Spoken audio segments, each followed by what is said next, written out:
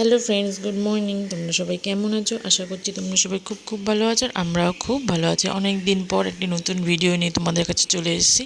আজকে সকালের ব্রেকফাস্টে আছে গিয়ে ডিম টোস্ট। অনেক দিন ধরে ছেলেরা বায়না করছিল, তাই আজকে ওদের জন্য ডিম টোস্ট করে দিলাম। তো এই দিয়ে দেখো আমার ছোটো ছেলে বসে লুডো বানাচ্ছে। ওনার লুডোটা ছিঁড়ে গেছে, তাই নাকি ও লুডো নিজেই এঁকে বানিয়ে নেবে। আর ওইখানে দেখো অনেক জামা কাপড়, এগুলো সব পরে ভাঁজ করতে হবে। তারপরে চলে আসলাম রান্নাঘরে এখন চালটা ভিজিয়ে রেখেছি। এই ভাতটা পরে আমি করবো, চালটা ভেজানো। আর এদিকে দেখো ভাত কিছুটা করা হয়েছে। এটা আমার শাশুড়ি আর শ্বশুরের, মানে আমার শ্বশুর শক্ত চাল দিয়ে ভাত খেতে পাচ্ছে না, এর জন্য নরম করে ভালো। আর এখানে রয়েছে ভাজা, আলু ভাজা, পটল ভাজা। আর এদিকে পাট শাক, আর পাট শাকটা পুরো আজকে প্লেন ছিল, কিছু দেওয়া চিংড়ি মাছ দেওয়া ছিল। আর এখানে 5 রকমের সবজি দিয়ে নিরামিষ। আর এখানে হচ্ছে গিয়ে কাঁটাপোনা মাছ আর কাঁচকলা দিয়ে ঝোল। এটা শ্বশুর শাশুড়ি দুজনের। আর আমার মা পমফ্রেট মাছের তরকারি রান্না করে পাঠাবে। আজকে দুপুরে স্নান করা হয়নি, এত ট্যাঙ্কির জল এত গরম হয়ে গেছিলো, যেন স্নান না করেই ছেলেদেরকে খাইয়ে নিজেও ভাত খেয়ে নিয়েছি। তারপরে এই ট্যাঙ্কির জল তো এক ট্যাঙ্কির জল ছিল, যেহেতু ফেলেও দিতে পারিনি ট্যাঙ্কির জলটা পুরো। এখন ট্যাঙ্কির জলটা খালি হলো, এখন বাজে বিকেল প্রায়, কটা বাজে দেখো, 6টা বাজতে 10 মিনিট বাকি। তো এখন স্নান করব। আর যেহেতু স্নান করে না, কতগুলো জামা কাপড় অনেক দিন ধরে জমা রয়েছে, খালি বাপের বাড়ি যাওয়া আসা চলছে। বাড়িও কতদিন ছিলাম না, এই ওই জামা কাপড়গুলো কাচতেও পারিনি। এখন ওই জামা কাপড়গুলো কেচে একবারে স্নান টান করে আসবো।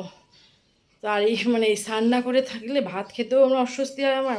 আর কী উপায় নেই, অত গরম জলে স্নানও করতে হবে না, জলটা পুরো ফেলেও দিতে হবে না। ওই জন্য কাজবাজ করে জলটা শেষ করে এখন আবার জল তুলে এখন স্নানটা করবো। এই সব জামা কাপড় এগুলো এখন কাচবো। আর এগুলো সব ভালো জামা কাপড়, তো এগুলো ওয়াশিং মেশিনে দিই না, তাহলে রং ঠিক থাকে না, জন্য আমি এগুলো হাতেই কাচি সবসময়।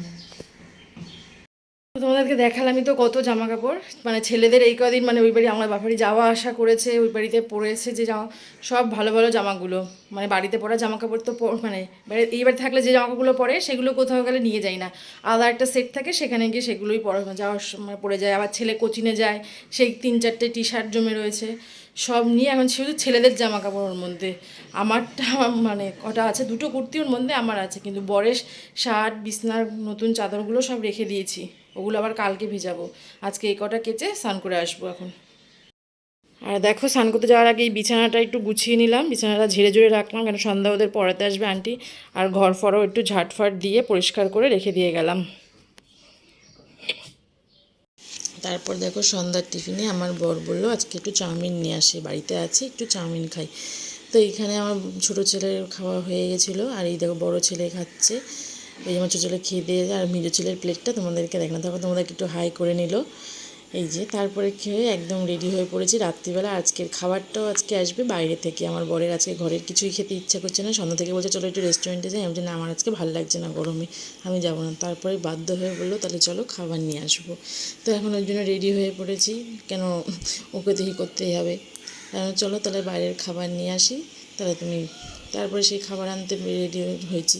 এই দেখো রেস্টুরেন্টের সামনে বসে আছি খাবার অর্ডার দিয়ে, কেন পার্সেল নিয়ে যাব, যেহেতু রেস্টুরেন্টে খেতে আসিনি, পার্সেল নিয়ে যেতে হবে। তো দুজনে অর্ডার দিয়ে চুপ করে বসে আছি।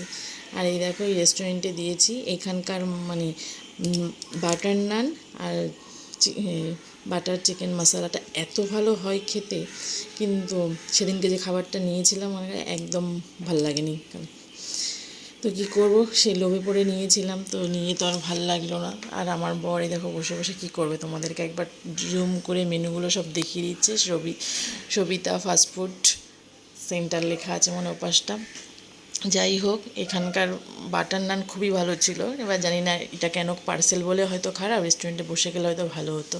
এই দেখো নিয়ে বাড়িতে চলে এসেছি, এখন রাতের খাওয়া দাওয়া স্টার্ট হয়ে গেছে। আর নিয়ে বাড়িতে না, বাপের বাড়িতে গিয়েছিলাম, মা বাবা একা ছিল, বাড়িতে কেউ ছিল না। চলো তাহলে অন্য দুজন আর কী খাবে রান্না করে, আমরা একেবারে খাবার নিয়ে ওইখানেই চলে যাই, একসাথে সবাই মিলে খেয়ে নেব। তো এই রাতের খাওয়া দাওয়া দিয়ে এখানেই ভিডিওটা শেষ করব। তো কেমন লাগলো আমার এই ছোট্ট ভিডিওটা তোমাদের প্লিজ কমেন্ট করে জানিও। যদি ভালো লেগে থাকে প্লিজ লাইক কমেন্ট শেয়ার করে দিও। আজকের মতন টাটা, বাই বাই।